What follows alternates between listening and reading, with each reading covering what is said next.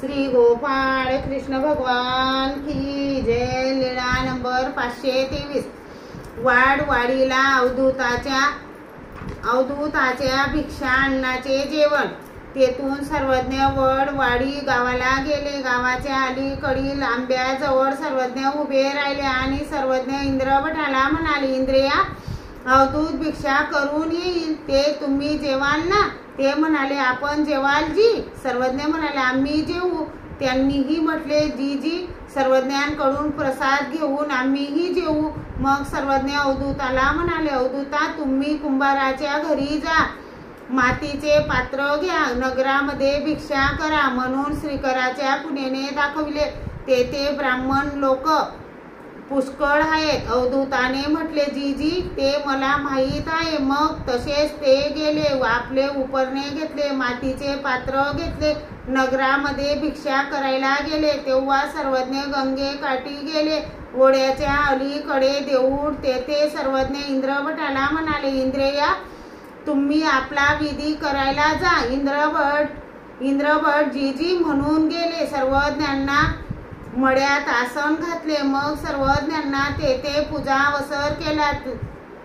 तेव्हा अवधूत भिक्षा करून आले आणि सर्वज्ञांपुढे पात्र ठेवले। सर्वज्ञांनी कृपादृष्टीने बघितले तेव्हा भिक्षेत आंबील, भात, कोरडे भाकरी, तुरी, लोणचे आलेले पाहिले। मग सर्वज्ञ म्हणाले, मीठ विसरले हो। त्याने म्हटले, जी, तर आता आणायला जाऊ? सर्वज्ञ म्हणाले, ते त्याच वेळी मागायचे की हो, परंतु स्वतःसाठी मागू नये, दुसऱ्यासाठी मागावे। बाईसा पदार्थ निवडू लागल्या तेव्हा सर्वज्ञांनी मनाई केली। सर्वज्ञ म्हणाले, बाई थांबा। सर्वज्ञांनी धोतर मागविले।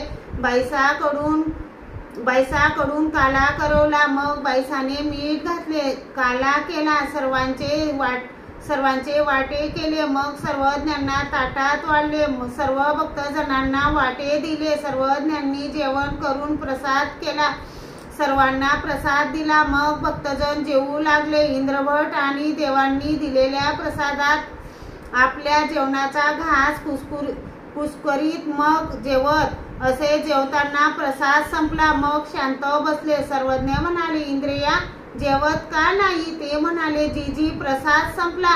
सर्वज्ञांनी थोडेसे हास्यवदन केले, आपले ताट त्यांच्या पुढे ठेवले। ते ताटात घास गोळायचे, मग खायचे। सर्वज्ञांनी गुन्हा केला, पानाचा विडा घेतला, थोडा वेळ विश्रांती झाली, नंतर सर्वज्ञ तेथून निघाले। श्री गोपाळ कृष्ण भगवान की